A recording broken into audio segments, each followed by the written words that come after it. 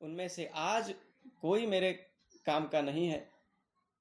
अगर कोई अब मेरा आधार है, कोई मुझे सहकार्य कर सकता है, तो केवल श्री भगवान है, जो मेरे सच्चे स्वजन हैं। ये ज्ञान उसे हुआ और वहां से इस स्तुति का आरंभ होता है। श्री शुकदेव भगवान कहते हैं, एवं व्यवसितो बुद्ध्या समाधाय मनोहृदि जजाप परमं जाप्यम प्राग्जन्मन्यनुशिक्षितम्। एवं व्यवसितो बुद्ध्या, किस प्रकार की बौद्धिक धारणा उस गजेंद्र की है? उसे पता चल गया कि मैं अकेला हूं और मेरे केवल श्री भगवान हैं। मेरी सहायता केवल वो कर सकते हैं। अब बाहर से उसने अपने मन को पूरी तरह से खींच लिया, भीतर परमात्मा के दिव्य रूप पर उस मन को केंद्रित किया। एवं व्यवसितो बुद्ध्या समाधाय मनोहृदि जजाप परमं जाप्यम। उसने भगवान के दिव्य नामस्मरण का, भगवान के दिव्य रूप का, उनके महिमा का चिंतन करना आरंभ किया। प्राग जन्मन अनुशिक्षितम, जो पूर्व जन्म के संस्कारों के कारण उसे पता था। ये गजेंद्र पिछले जन्म में इंद्रद्युम्न नाम का राजा है, जो ऋषि शाप के कारण इस गज की योनि में उसे जन्म लेना पड़ा। पिछले जन्म में जो कुछ भी साधना उससे हुई थी,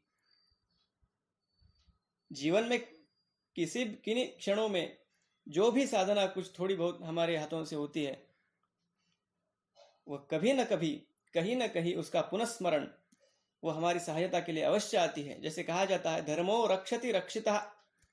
हम जब धर्म की रक्षा करते हैं तो धर्म हमारी रक्षा करता है। भगवान की पिछले जन्म में जो कुछ भी साधना, जो कुछ भी भक्ति उस इंद्रद्युम्न नामक राजा ने की थी, इस जन्म में, इस गजेंद्र के जन्म में, भले वह एक अज्ञान योनि में है, जिस प्रकार मानव को ज्ञान होता है वैसा हाथियों को नहीं होता, फिर भी जीवन के इस अंतिम क्षण में उसकी वह पूर्व जन्म की स्मृति, वह भगवत भक्ति का जो संस्कार था, वह पुनः जागृत हो उठा और उस गजेंद्र ने दिव्य प्रार्थना भगवान की करना आरंभ किया। श्रीमद् भगवद गीता में भगवान ने 4 प्रकार के भक्तों की श्रेणियां बताई है। आर्तो जिज्ञासुरर्थार्थी ज्ञानी च भरतर्षभ। आर्त, जिज्ञासु, अर्थार्थी और ज्ञानी, ये भक्तों की श्रेणियां हैं। आर्त वो है जिस पर कोई संकट आया है और उस संकट से बाहर निकालने के लिए वो भगवान की प्रार्थना कर रहा है, पूरे आवेग से प्रार्थना कर रहा है। जिज्ञासु वो है जिसे ज्ञान चाहिए, जो कुछ जानना चाहता है।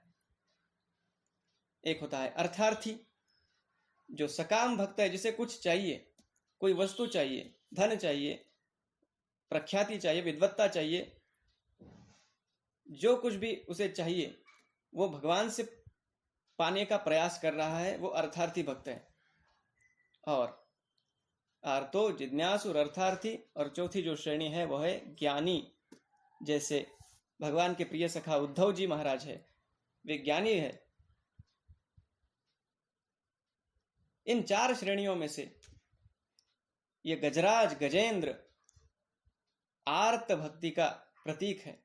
ये आर्त भक्ति का जो लक्षण है कि जब कोई जीव संकट में फंस जाता है, चारों ओर से जब प्रतिकूलताओं से वो घिरता है और ये उसे पता चलता है कि अब मेरी सहायता करने वाला और कोई नहीं है, केवल एक श्री भगवान का आश्रय, वही अब मुझे इस संकट से बाहर निकाल सकते हैं और कोई नहीं निकाल सकता। इस प्रकार का जब भान उस जीव को होता है, तब भीतर से एक आर्त प्रार्थना उसके हृदय से निकलती है और उस आवेग के कारण वो अवश्य भगवान तक पहुंचती है। आर्त भक्ति में प्रधान भाव होता है शरणागति का। ये जो गजेंद्र है, जिसका पग उस मगरमच्छ ने अब पकड़ लिया है और वो सागर के भीतर भीतर उसे खींचता ले जा रहा है, वो डूब रहा है और अब किसी की सहायता उसे मिल सकती नहीं। पूरी तरह से उसने अपनी बुद्धि को भगवान के शरणागत बना दिया है। और जो दिव्य स्तोत्र उसने गाया वह यह गजेंद्र मोक्ष स्तोत्र है। सबसे पहले यह बता दूं कि हमारे यहाँ हर स्तोत्र का कुछ कोई ना कोई फल बताया जाता है। जैसे नेत्र ज्योति को बढ़ाने के लिए या आरोग्य की प्राप्ति के लिए आदित्य हृदय जैसे स्तोत्र का पाठ किया जाता है, और विद्या प्राप्ति के लिए ज्ञान प्राप्त हो इसलिए सिद्ध सरस्वती स्तोत्र जैसे स्तोत्रों का प्रचलन भी हमारे यहाँ है। भगवान गणेश जी के स्तोत्र है। भगवत भक्ति की प्राप्ति हो, भगवत चरणारविंदों का आश्रय प्राप्त हो, इसलिए भगवान श्री कृष्ण के जो दिव्य स्तोत्र भगवान आदि शंकराचार्य जी महाराज ने लिखे वो भी है। सारी विपदाओं से, सारी बाधाओं से रक्षा के लिए एवं आरोग्य की प्राप्ति के लिए राम रक्षा जैसे स्तोत्रों का प्रचलन है, हम पाठ करते हैं। उसी क्रम में किसी संकट से जब कोई घिर जाता है तो उस संकट से मुक्ति प्राप्त करने के लिए और जीवन के अंतिम क्षणों में सद्गति प्राप्त हो, इस हेतु से एवं संकट मुक्ति के हेतु से जिस स्तोत्र का पाठ किया जाता है वो एक गजेंद्र स्तोत्र है। गजेंद्र मोक्ष नामक जो अध्याय श्रीमद् भागवत में है, जो गजेंद्र ने भगवान की स्तुति की, उसका ये महत्व है। वैसे तो जैसे जैसे हम इस स्तोत्र को देखेंगे हमें पता चलेगा इतना गहरा वेदांत इस स्तोत्र में भरा हुआ है। एक एक विशेषण जो गजेंद्र ने भगवान के लिए प्रयुक्त किया है वो इतना अद्भुत है कि इस स्तोत्र को हम कुछ समय में पूरी तरह से इसका आलोडन कर सके, पूरी तरह से इसे समझ सके और गहराई से उतना उसका चिंतन कर सके, ये वैसे तो उतना संभव नहीं है। जैसे भी हो हम इस स्तोत्र का आज परिचय अवश्य करेंगे। नमो भगवते तस्मै यत एतच्चिदात्मकं पुरुषायादि बीजाय परेशायाभिधीमहि यस्मिन्निदं यतश्चेदं येनेदं य इदं स्वयं योऽस्मात् परस्माच्च परस् तं प्रपद्ये स्वयं भुवम्। गजेंद्र कहता है, हे भगवान, आप आदि बीज हो, पुरुषाय आदि बीजाय। किसी बीज से वृक्ष की उत्पत्ति होती है। जैसे गुठली से आम का वृक्ष निर्माण होता है, लेकिन वो जो आम की गुठली है वो भी तो किसी आम के फल से आई है, और वो फल भी तो किसी पेड़ को लगा हुआ है। वह पेड़ पुनः हम देखते हैं तो किसी गुठली से निर्माण हुआ है। यह एक जो कारण परंपरा चली है, कहीं ना कहीं जाकर तो ये रुकती होगी। कोई तो ऐसा बीज होगा जो कहीं से निर्माण नहीं हुआ है, जिससे सब निर्माण हुआ है। वह है आदि बीज और वो परमात्मा है। जैसे ब्रह्म सूत्रों में सूत्र आता है, जन्माद्यस्य यतः, ये दूसरा ही सूत्र है। इस पूरी सृष्टि का जो भी चलन वलन होता है, जो उत्पत्ति स्थिति और संहार, ये जिससे होता है, ये पूरा प्रपंच जिसके अधिष्ठान से निर्माण हुआ, उसे गजेंद्र ने आदि बीज कहा। परेशायाभिधीमहि, अभिधीमहि, मैं उसका ध्यान करता हूं। जिन्होंने श्रीमद् भागवत के ऊपर उत्तम टीका लिखी वे पूज्य श्रीधर स्वामी यहां लिखते हैं कि अभिधीमहि गजेंद्र कहता है, हे भगवान, मैं आपका चिंतन करता हूं, मैं आपका ध्यान करता हूं। अब गजेंद्र ऐसी अवस्था में है, वो जकड़ा हुआ है, वो प्रणाम भी करना चाहे तो नहीं कर सकता, ऐसी विकल अवस्था में। अब वो कहता है, मैं प्रभु, मैं आपका केवल स्मरण कर सकता हूं, मैं ध्यान कर सकता हूं, और अपनी ओर से मैं बस उतना कर रहा हूं। आगे कहते हैं, यस्मिन् इदम यतः च इदम येन इदम य इदम। जैसा कि मैंने कहा, इस स्तोत्र में हम आगे आगे जैसे जैसे देखते जाएंगे, वेदांत की इतनी गहराइयां भरी हुई है। इस पूरे संसार के साथ भगवान का संबंध किस किस प्रकार का है, इसका वर्णन इतने संक्षेप में यहाँ किया हुआ है। यस्मिन् इदम, जिस भगवान में ये पूरा संसार भरा हुआ है।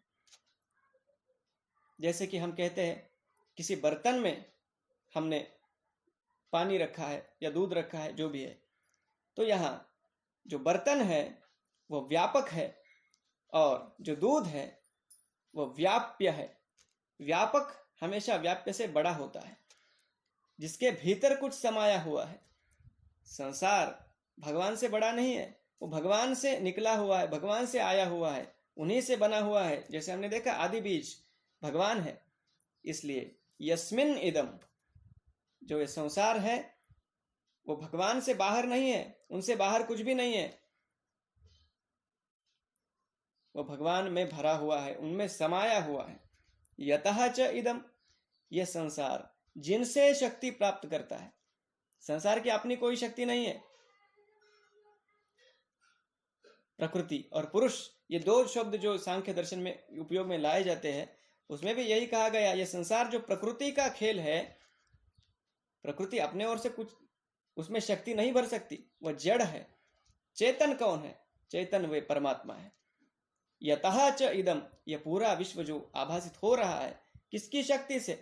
किसकी शक्ति है जिससे यह सब चल रहा है, जिससे पंच महाभूत अपना काम कर रहे हैं, जिससे सारे ग्रहगोल अपनी गति में घूम रहे हैं। ये पूरा ब्रह्मांड का चलन वलन किसकी शक्ति से हो रहा है? यतः च इदम, ये भगवान की शक्ति से हो रहा है। येने इदम, य इदम स्वयं, य इदम स्वयं, जो स्वयं पूरे ब्रह्मांड में संसार में व्याप्त भी है, उन भगवान की मैं शरण में आया हूं, ऐसा गजेंद्र कहता है। यस्वात्मनीदं निजमाययार्पितं क्वचिद् विभातं क्वच तत्तिरोहितं अविद्धदृक्साक्षुभयं तदीक्षते स आत्ममूलोऽवतु मां परात्परः कालेन पञ्चत्वमितेषु कृत्स्नशो लोकेषु पालेषु च सर्वहेतुषु तमस्तदासीद् गहनं गभीरं यस्तस्य पारेऽभिविराजते विभुः। ये पूरा विश्व जो आभासित हो रहा है, वो किसकी चेतना से हो रहा है?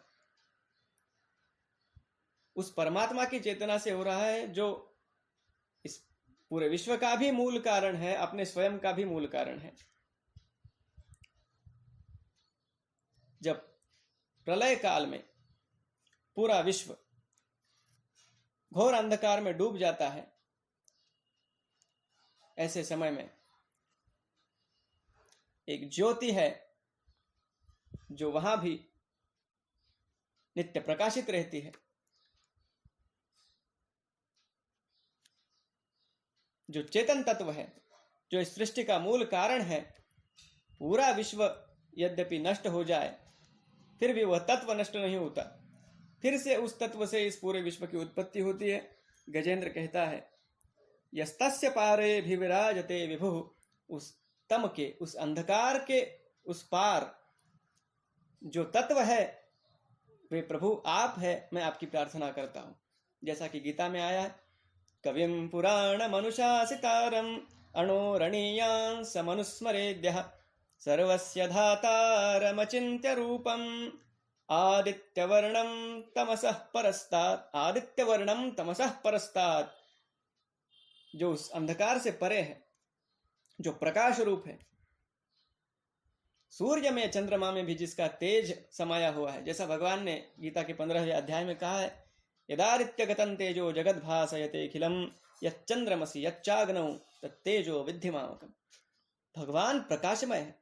योगी जब भगवान की अपने हृदय में धारणा करता है तो प्रकाश के रूप में करता है। विश्वरूप दर्शन योग जिस अध्याय को कहा जाता है, उस गीता के 11 अध्याय में भी भगवान ने जब अपना विश्वरूप प्रकट किया, तो संजय ने जो वर्णन किया है, जो पहली उपमा संजय ने भगवान को प्रदान की, वो क्या है? वो क्या रूपक है? दिवि सूर्य सहस्रस्य भवेद युगपदुत्थिता यदि भास सदृशी सा स्यात् भासस्तस्य महात्मनः।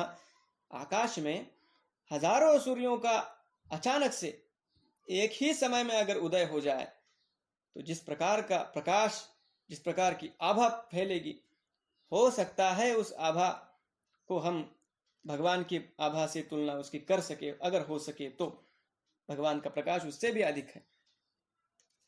नयस्य देवा ऋषयोः परपदं विदुर जन्तुः पुनः कोर्हति गन्तुमीरितुं यथा नटस्याकृतिभिर्विचेष्टतो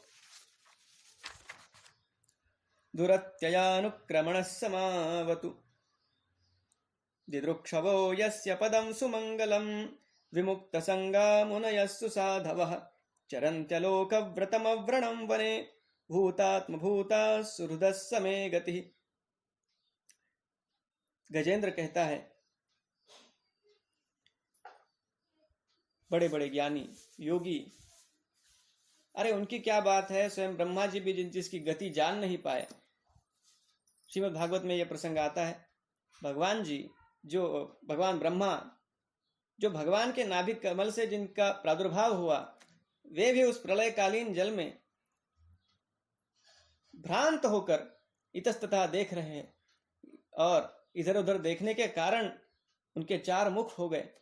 लेकिन बहुत सारे वर्षों तक उस कमल के तंतु में संशोधन करने पर भी कहां कैसे मेरी उत्पत्ति हुई है भगवान ब्रह्मा भी नहीं समझ पाए, वे भी इसका पार नहीं पाए। गजेंद्र कहता है, मैं तो एक जड़ जीव हूं, मैं कैसे उन्हें जान पाऊंगा। जैसे कोई नट, कोई अभिनेता अनेकों वेश लेकर ऐसी ऐसी लीलाएं रचता है, ऐसे ऐसे स्वांग बनाकर ऐसे ऐसे खेल रचता है कि कोई उसे पहचान नहीं पाता। वो जिस भी रूप में आता है लोगों को लगता है यही उसका रूप है, लेकिन उसके वास्तविक रूप को कोई समझ नहीं पाता। भगवान भी किसी नट से कम नहीं है। अरे वो केवल नट नहीं है, वे नटवर है। जैसे श्रीमद् भागवत में एक श्लोक आता है 10वें स्कंद में, बरहा पीडम नटवर वपुः कर्णयोः कर्णिकारम, वे नटवर है। ऐसे ऐसे रूप, ऐसे ऐसे उनकी लीला चरित्र जिन्हें देखकर कोई भी सम्मोहित हो जाता है, लेकिन ये समझ नहीं पाता कि इनका वास्तविक तत्व क्या है। ब्रह्मा जी को जो संभ्रम हुआ उसका और एक उदाहरण भागवत के 10वें स्कंध में भी तो है। जब उन्होंने देखा कि भगवान इन गोप बालकों के साथ क्रीड़ा कर रहे हैं, सब मिलजुल के खाना खा रहे हैं, ब्रह्मा जी को संभ्रम हुआ कि क्या यही वे परब्रह्म है। इसलिए उन्होंने परीक्षा भी तो ली, उन्होंने उन गोवत्सों का और गोप बालकों का अपहरण किया। कथा तो हमें सब पता है। तो गजेंद्र कहता है, ये ऐसे ऐसे बड़े दिग्गज भी जिनके वास्तविक ज्ञान के बारे में संभ्रमित है, जो किसी प्रकार जाने नहीं जा सकते। अब यह प्रश्न उपस्थित होता है कि एक ओर तो यह कहा गया है कि भगवान को कोई जान नहीं सकता, दूसरी ओर यह भी कहा गया है कि तमेव विदित्वा अतिमृत्युमेति नान्यः पंथा विद्यते यनाय, उन्हीं को जानने से हम अमरत्व की प्राप्ति कर सकते हैं। तो उनको कोई जान तो नहीं सकता और जानना तो पड़ेगा, उसके बिना कोई गति नहीं है। तो कैसे जाना जाए? श्री रामचरितमानस में जिस प्रकार गोस्वामी तुलसीदास जी महाराज ने कहा, सोई जान ही जही देहि जनाई, किसे भगवान का ज्ञान होता है? भगवान जिसे वो ज्ञान प्रदान करते हैं। और इसी बात को गजेंद्र अगले श्लोक में कहते हैं, विमुक्त संगाः मुनयः सुसाधवः, जिनके दर्शन के लिए आतुर ऋषि मुनि ऐसे ऐसे व्रतों का आचरण करते हैं और ज्ञान वैराग्य इनको साधन बनाकर गुरु की कृपा से वे अपने हृदय में परमात्मा का साक्षात्कार कर लेते हैं। न विद्यते यस्य च जन्म कर्म वा न नाम रूपे गुणदोष एव वा तथापि लोकाप्यय संभवाय यः स्वमायया तान्यनुकालमृच्छति तस्मै नमः परेशाय ब्रह्मणेऽनंत शक्तये अनंत रूप अरूपायोरुरूपाय नम आश्चर्य कर्मणे नम आत्म प्रदीपाय साक्षिणे परमात्मने नमो गिरां विदूराय मनसश्चेतसामपि। जिसका कोई नाम नहीं, जिसका कोई रूप नहीं, किसी प्रकृति के गुण दोषों से जिसका कोई संबंध नहीं, स्वयं भगवान का कोई नाम न होते हुए भी नाम रूप में इस पूरे संसार का सृजन वे करते हैं। अच्छा, उनका कोई नाम नहीं ऐसा भी कहा गया है, और उनके कई नाम हैं ये भी कहा गया है। उनका कोई रूप नहीं, ये भी कहा गया है, और उनके अनंत रूप है, ये भी तो कहा गया है। अनंत रूपो अनंत शरीर विष्णु सहस्त्रनाम में आता है। दोनों बातें सही है। भगवान निर्गुण रूप में अगर हम उनको देखेंगे, निराकार रूप में देखेंगे, तो उनका न कोई नाम है न रूप है।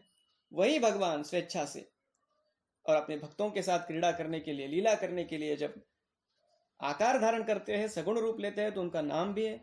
और एक नाम नहीं, हजारों नाम है। एक रूप नहीं, हजारों रूप है।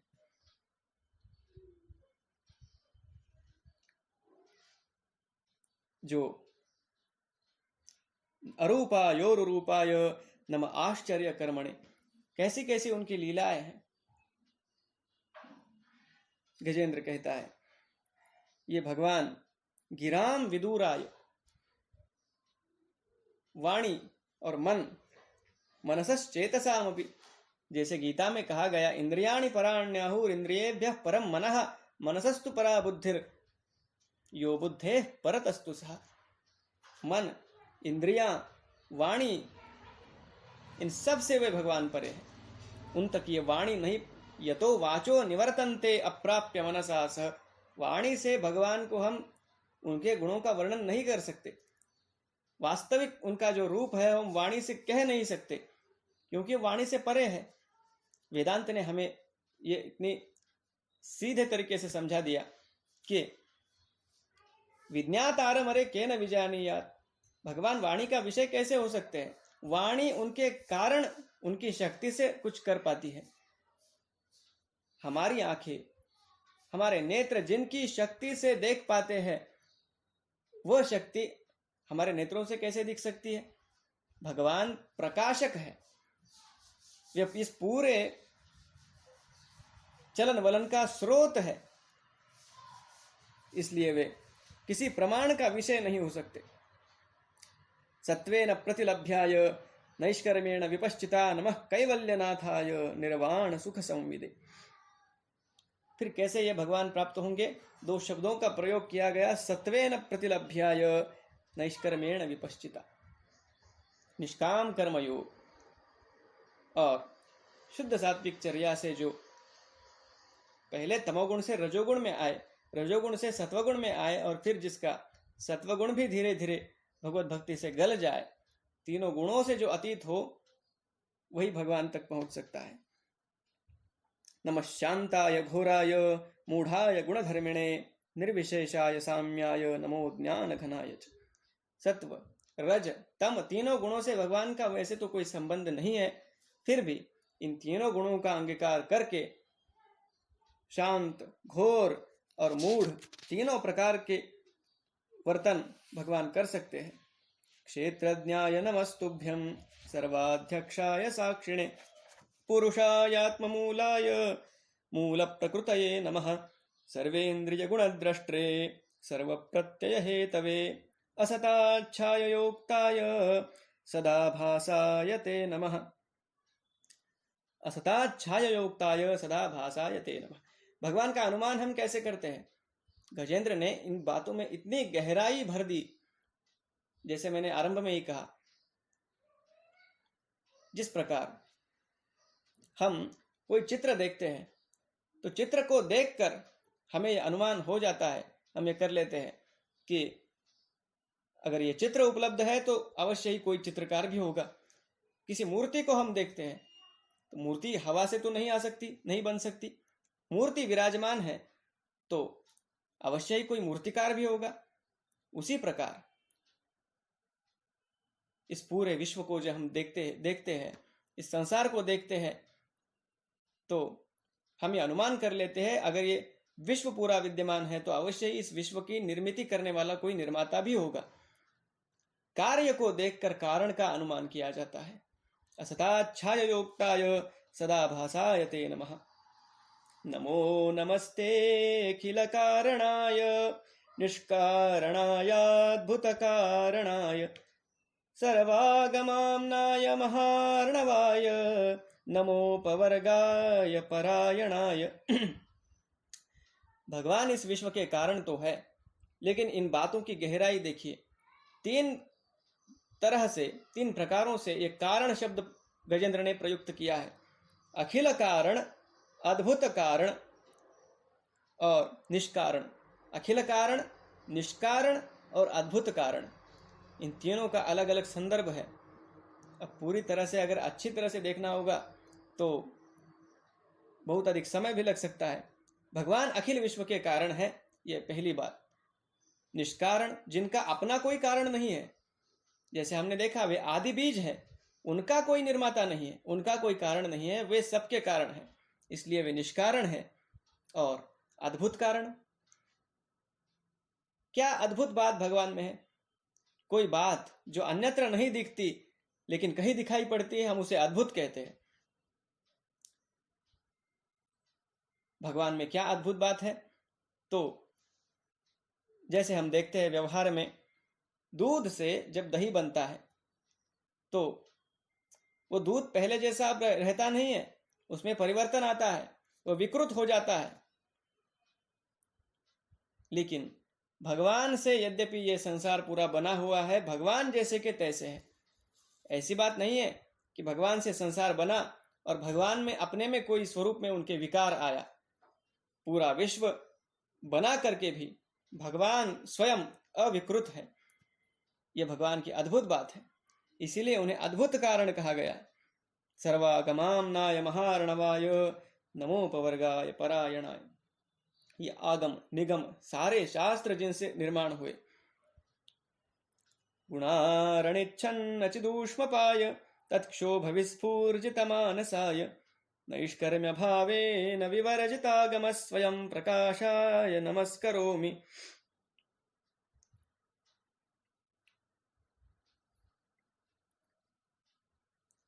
जिन्होंने अन्य सारे साधनों का त्याग कर दिया, केवल भगवान के चरणों का आश्रय लिया, विवर्जितागम स्वयं प्रकाशाय, उनके जो प्रकाशक है, उनके हृदय में जो प्रकाशित होते हैं, जो किसी अन्य आलंबन को भी पकड़ लेता है और भगवान की भक्ति भी कर लेता है, उसे भगवत प्राप्ति नहीं हो सकती। सारे आलंबनों को जब छोड़ देता है कोई, जैसा भगवान ने गीता में कहा, सर्वधर्मान परित्यज्य माम एकम शरणम व्रज हन्त्वा सर्व पापेभ्यो मोक्षयिष्यामि मा शुचः। सारे आश्रयों का त्याग जो जहां किया जाता है, उसी के तो अनन्यता कहते हैं। जैसा नारद जी महाराज ने भक्ति सूत्रों के विवेचन में कहा कि अन्याश्रयाणाम त्यागो नन्यता, सारे आश्रयों का जो त्याग करते हैं, उनके हृदय में वे भगवान प्रकाशित होते हैं। अब गजेंद्र को अपनी अवस्था का स्मरण हुआ और वो बोलने लगता है, मादृक् प्रपन्न पशुपाश विमोक्षणाय मुक्ताय भूरि करुणाय नमोलयाय स्वांशेन सर्वतनुभृं मनसि प्रतीत प्रत्यग्दृशे भगवते बृहते नमस्ते।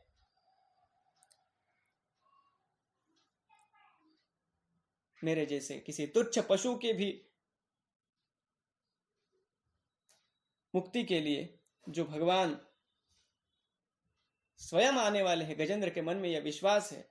भले मैं कोई एक जड़ जीव हूं, भले कोई मैं एक सामान्य हाथी हूं, वैसे देखा जाए तो भगवान के सम्मुख में अत्यंत तुच्छ हूं, फिर भी भूरि करुणाय, वे इतने करुणावान है कि मेरे ठाकुर जी मेरे लिए अवश्य आएंगे। ये गजेंद्र के मन में विश्वास है। और आगे फिर से वो तत्वतः एक तत्वज्ञान की बात भी कर देता है कि भगवान की प्रतीति हमें कहाँ होती है? जो अपने होने की जो अनुभूति हम लेते हैं, ये बड़ी गहरी बात है। कुछ लोग भगवान को मानते हैं, कुछ लोग भगवान को नहीं मानते, लेकिन इस विश्व में कोई ऐसा नहीं हो सकता जो अपने आप को नहीं मानता। मैं हूं, इस बात को कौन न कर सकता है? मेरा होना, यह मेरे लिए 24 घंटों की यह अनुभूति है। मैं जगता हूं, मैं सोता हूं, मैं खाता हूं, पीता हूं, उठता हूं, बैठता हूं, क्रिया जो भी हो उसमें मैं तो हूं। ये मैं के होने की जो अनुभूति है, गजेंद्र कहता है, प्रभु यही आपके होने का लक्षण है। इस बात पर अगर हमें और अधिक ध्यान देना हो, यह मैं कौन हूं, ये जो प्रश्न, इस प्रश्न के विषय में जो संशोधन भगवान रमण महर्षि जी ने किया, उसे हम पढ़ेंगे तो इस बात को हम और गहराई से समझ सकते हैं। यहां हमारे पास इतना समय नहीं है। किसे भगवान प्राप्त नहीं हो सकते और किसे प्राप्त हो सकते हैं। गजेंद्र कहता है, मुक्त आत्मात्मजाप्त गृह वित्त जनेषु सक्तैर दुष्प्रापणाय गुणसंग विवर्जिताय मुक्तात्मभिस्वहृदये परिभाविताय ज्ञानात्मने भगवते नम ईश्वराय। जो आसक्त रहते हैं इस प्रपंच में, ये मेरा घर, मेरा धन, मेरी अन्य सारी बातें, इनमें जिसका मन फंसा हुआ है, चिपका हुआ है, गजेंद्र कहता है दुष्प्रापणाय, उनके लिए भगवान प्राप्त होने जैसे नहीं है। लेकिन जो इन सारे पाशों से अपने मन को मुक्त रखता है, अनासक्त होकर अपने हृदय में भगवान की धारणा करता है, उनके लिए भगवान अवश्य प्राप्य है, उन्हें वे प्राप्त हो सकते हैं। यम धर्म कामार्थ विमुक्ति कामा भजंत इष्टाम गतिमाप्नुवन्ति। जो किसी प्रकार की वासना मन में नहीं रखते, ऐसे भक्तों के तो भगवान सुहृद है, उनके लिए तो वे नित्य उपलब्ध ही है। लेकिन जो भक्त सकाम भावना से भी कुछ मांगने के लिए भी उनके पास आते हैं, धर्म अर्थ काम मोक्ष, जिसे जो चाहिए भगवान प्रदान करते हैं। और गजेंद्र कहता है ये उनका दातृत्व है, ये उनकी करुणा है, जो भी उनसे जो मांगता है वे उसे देते हैं। इसी बात पर मुझे विश्वास है, इसलिए वे भगवान अवश्य मेरे मोक्ष के लिए यहाँ आएंगे। किंत्वा शिशोरात्यपि देहम अव्ययम करो तुम्हें दभ्रदयो विमोक्षणम। अब यहाँ गजेंद्र को एक बात ध्यान में आई कि अरे, मैं भगवान के प्रभाव का इतना वर्णन कर रहा हूं और उनके निष्काम भक्तों का भी वर्णन कर रहा हूं, लेकिन मैं स्वयं भगवान से क्या मांग रहा हूं। एकांतिनो यस्य न कंचनार्थम वांछन्ति ये वै भगवत प्रपन्नाः अत्यद्भुतं तच्चरितं सुमंगलम गायन्त आनंद समुद्रमग्नाः। जो निष्काम भक्त है भगवान के, जो उनसे मोक्ष भी नहीं मांगते, न मोक्षस्याकांक्षा भव विभववांछापि च न मे, जैसा भगवान आचार्य शंकराचार्य जी महाराज ने कहा, न विज्ञानापेक्षा शशिमुखी सुखेच्छापि न पुनः अतस्त्वां संयाचे जननि जननं यातु मम वै मृडाणी रुद्राणी शिव शिव भवानी तिजपतः। केवल भगवान के नाम का संकीर्तन करते हुए ऐसे आनंद का ये भक्त अनुभव करते हैं कि कुछ मांगने की उनके मन में इच्छा ही जागृत नहीं होती। न कंचनार्थम वांछन्ति, कुछ भी नहीं मांगते।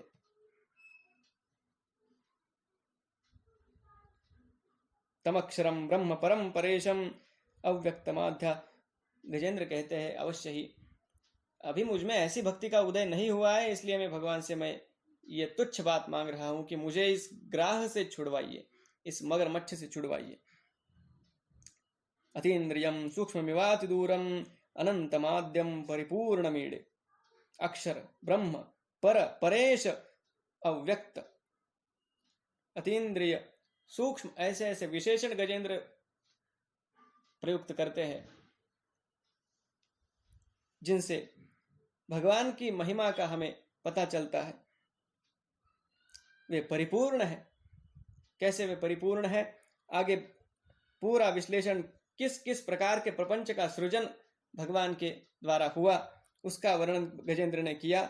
यस्य ब्रह्मादयो देवा वेदा लोकाश्चराचराः नाम रूप विभेदेन फलव्याच कलया कृताः यथार्चिषोग्ने सवितुर्गभस्तयो निर्यान्ति संयान्त्य सकृत स्वरोचिषः तथा यतोयं गुणसंप्रवाहो बुद्धिर्मनः खानि शरीर सर्गाः। गजेंद्र कहते हैं कि सवै न देवा सुरमर्त्य तिर्यं न स्त्री न षंडो न पुमान् न जंतुः नायं गुणः कर्म न सन्न चासन निषेध शेषो जयता दशेषः। जिसके द्वारा ये ब्रह्मादि सारे देव, सारे लोक और जो भी प्रपंच हमें दिखता है उसका सृजन हुआ, लेकिन उसका हमें पता कैसे चलता है?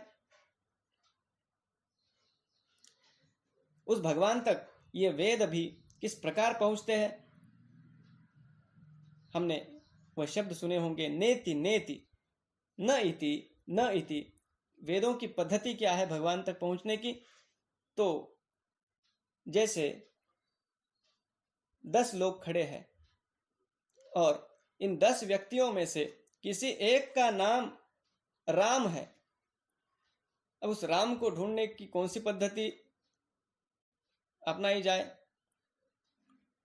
तो एक एक व्यक्ति को वहां से अगर हटा दिया जाए कि ये राम नहीं है, ये नहीं है, ये नहीं है, इस प्रकार जब 9 लोगों को वहां से हटा दिया जाता है तो फिर ये कहने की आवश्यकता नहीं कि 10वां जो शेष है वो राम है, क्योंकि बाकी सबको हटा दिया।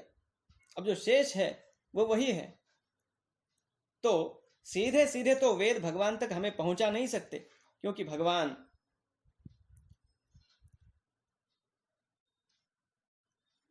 किसी प्रमाण से नहीं जाने जाते, ये हमने देखा।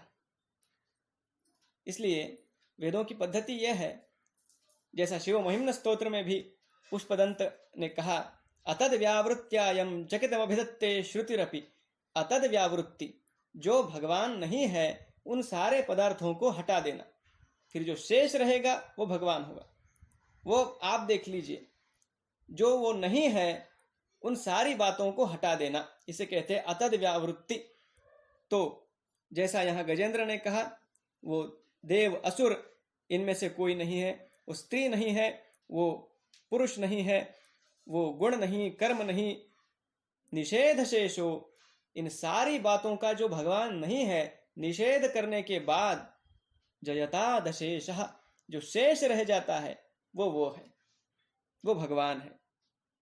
जिजीविषेनाहमिहामुया किम अंतर्बहिश्चावृत ये भयोन्य इच्छामि कालेन नयस्य विप्लवस्तस्यात्मलोकावरणस्य मोक्षम। अब गजेंद्र ने ये बड़ी विलक्षण बात कह दी। वो अब कहने लगा कि भगवान यद्यपि अब यहाँ आएंगे और इस ग्राह का संहार करके मुझे बचा भी लेंगे, तो भी इस अज्ञान योनि में रहकर मैं क्या प्राप्त कर लूंगा?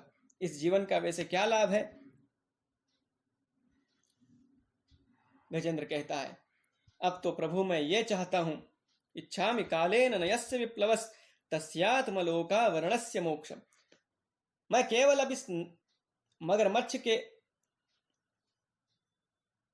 बंधन से मुक्त नहीं होना चाहता हूं, अब मुझे इस भव बंधन से मुक्त करा दीजिए।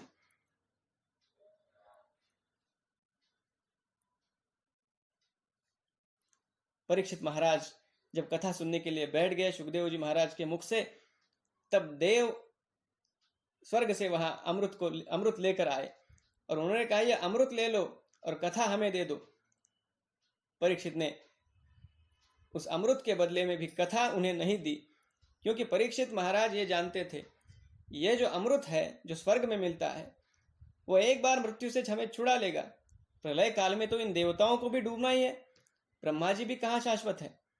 तो जो अमृत कुछ क्षणों के लिए, कुछ दिनों के लिए, कुछ वर्षों के लिए मुझे अमर बना देगा, उससे तो ये कथा कई गुना बढ़िया है, जो मुझे केवल मरण से नहीं, जन्म और मरण दोनों से छुड़ा लेगी। गजेंद्र अब चाहता है कि केवल इस ग्राह से नहीं, मुझे जन्म और मृत्यु दोनों से मुक्त करा दो। सोहम विश्वसृजम विश्वम अविश्वम विश्ववेदसम विश्वात्मानमजं ब्रह्म प्रणतोस्मि परम पदम। जो हमने आरंभ में देखा था, यस्मिन् निदम यतश्चेदम येनेदम य इदम स्वयं, उसी बात को गजेंद्र अब यहां दोहराता है। जिसने इस विश्व को बनाया, जो इस विश्व के रूप में, विश्वरूप में व्याप्त है, जो इस विश्व में समाया हुआ है, उस पर ब्रह्म को मैं प्रणाम करता हूं। योग रंधित कर्माणो हृदय योग विभाविते योगिनो यम प्रपश्यन्ति योगेशं तन्नतोस्मि हम। योग रंधित कर्म, जिन्होंने योगाभ्यास के बल पर अपने सारे कर्मों का नाश किया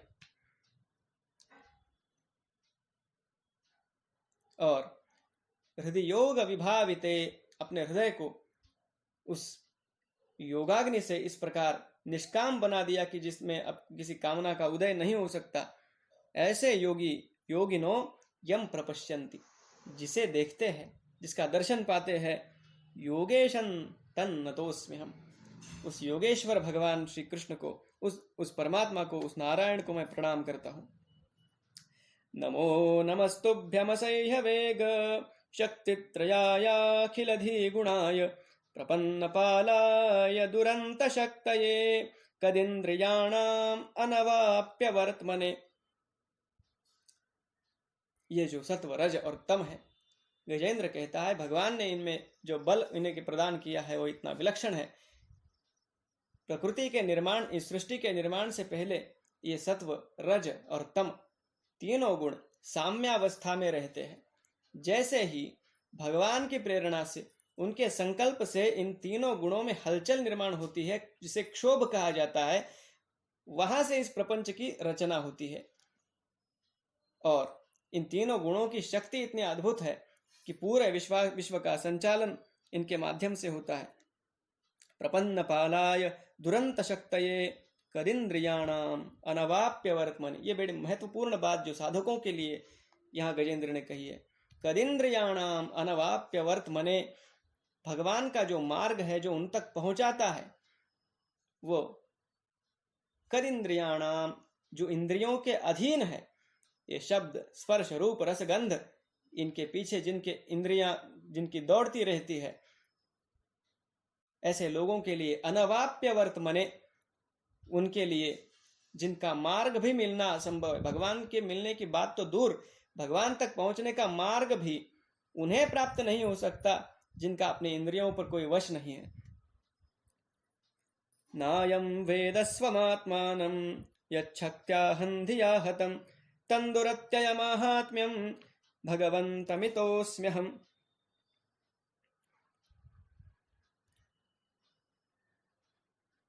नायं वेदस्वमात्मानं यच्छक्त्या हन्धिया हतं। भगवान के महात्म्य का वर्णन यहाँ गजेंद्र ने किया। मैं किस भगवान के शरण में आया हूं जिनका महात्म्य अद्भुत है। भगवान के महात्म्य का ज्ञान साधक को अगर हमेशा रहता है, निरंतर रहता है, तो उसकी श्रद्धा को बल उससे प्राप्त होता है। श्री शुक उवाच एवं गजेन्द्रमुपवर्णित निर्विशेषं ब्रह्मादयो विविधलिङ्गभिदाभिमानाः नैते यदोपससृपुर्निखिलात्मकत्वात् तत्राखिलामरमयो हरिराविरासीत्। सुखदेव जी महाराज परीक्षित से कहते हैं, राजन, जैसे ही गजेंद्र ने इस प्रकार की दिव्य और आर्त प्रार्थना की, भगवान नारायण स्वयं वहां प्रकट हुए। कैसे? तम तद्वदार्थमुपलभ्य जगन्निवासः स्तोत्रं निशम्य दिविजैः सह संस्तुवद्भिः छन्दोमयेन गरुडेन समुह्यमानः चक्रायुधोऽभ्यगमदाशु यतो गजेन्द्रः। चक्रायुधो भवद् अभ्यगमत आशु यतो गजेन्द्रः। भगवान सत्वर ऐसी हड़बड़ी में भगवान वहां पहुंच गए, इस प्रकार के आवेग से वहां पहुंच गए। चक्रायुधो, ऐसा नहीं है कि भगवान ने वहां आकर फिर चक्र का आवाहन किया और चक्र धारण किया। अपना भक्त संकट में है ये जानकर हाथ में चक्र उठाए हुए भगवान वहां आए। सोन्तः सरस्युरुबलेन गृहीत आर्तो दृष्ट्वा गरुत्मति हरिंख उपात्त चक्रम। जैसे ही उस गजेंद्र ने भगवान को देखा, अपने हाथ में चक्र उठाए हुए भगवान आपने और आ रहे हैं। उत्क्षिप्य सांबुजकरं गिरमाह कृच्छ्रान् नारायणाखिल गुरो भगवन् नमस्ते। गजेंद्र ने देखा भगवान मुझे बचाने के लिए आ रहे हैं, उसकी आंखें भर आई। क्या कर सकता था वो? पूरी तरह से बंधा हुआ, कुछ ही शेष था उसका मस्तक पानी में डूबने से। अपनी सूंड से उसने देखा वहां एक कमल खिला हुआ था, वो कमल उसने उठा दिया और भगवान की ओर फेंक दिया। पत्रम पुष्पम फलम तोयम यो मे भक्त्या प्रयच्छति तदहम भक्त्युपहृतम अश्नामि प्रयतात। अरे कोई पत्र हो, फूल हो, जल हो, जो भी हो, भगवान कहते हैं प्रेम से, भक्ति से जो मेरी ओर फेंकता है, मुझे अर्पण करता है, मैं वो स्वीकार करता हूं। उसकी भक्ति को भगवान ने स्वीकार किया। नारायण अखिल गुरु भगवान नमस्ते कहकर गजेंद्र पूरी तरह से प्रपन्न हो गए और तं वीक्ष्य पीडितमजः सहसावतीर्य सग्राहमाशु सरसः कृपयोज्जहार ग्राहाद्विपाटितमुखादरिणा गजेन्द्रं सम्पश्यतां हरिरमुमुचदुस्त्रियाणाम्। भगवान ने अपने उस चक्र से उस ग्राह का शिरच्छेद कर दिया, गजेंद्र को मुक्त कर दिया। गजेंद्रोद्धारक भगवान की जय। सभी ने ये देखा, सारे देवों के देखते ही देखते ये पूरा प्रकरण हो रहा था। बात ऐसी थी, सारे देवता जब से गजेंद्र डूब रहा था तब से आकाश में सम्मिलित हुए थे। सब देख रहे थे कि गजेंद्र डूब रहा है,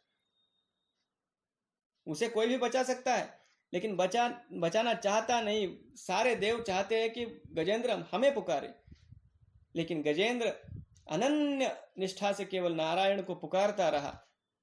और अंतिम क्षण सबके देखते ही देखते भगवान ने अपना जो गीता में जो उन्होंने कहा, पार्थ नैवेह नामुत्र विनाशस्तस्य विद्यते नहीं कल्याण कृत कश्चित दुर्गतिम तात गच्छति, या कौन्तेय प्रतिजानीहि न मे भक्तः प्रणश्यति, मेरे भक्त का कभी नाश नहीं होता, उसकी मैं कभी दुर्गति होने नहीं देता।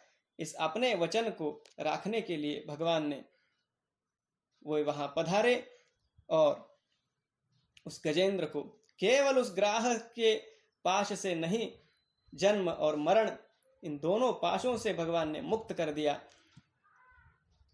गजेंद्र के द्वारा की गई इस दिव्य स्तुति का, जैसे मैंने आरंभ में भी कहा, जो भी पाठ करता है, हम इस स्तोत्र के अर्थ को बिना जाने भी उसका पाठ करते हैं तो उसकी मंत्रमयता इतनी विलक्षण है कि उससे भी हमारे सारे संकटों का नाश होता है।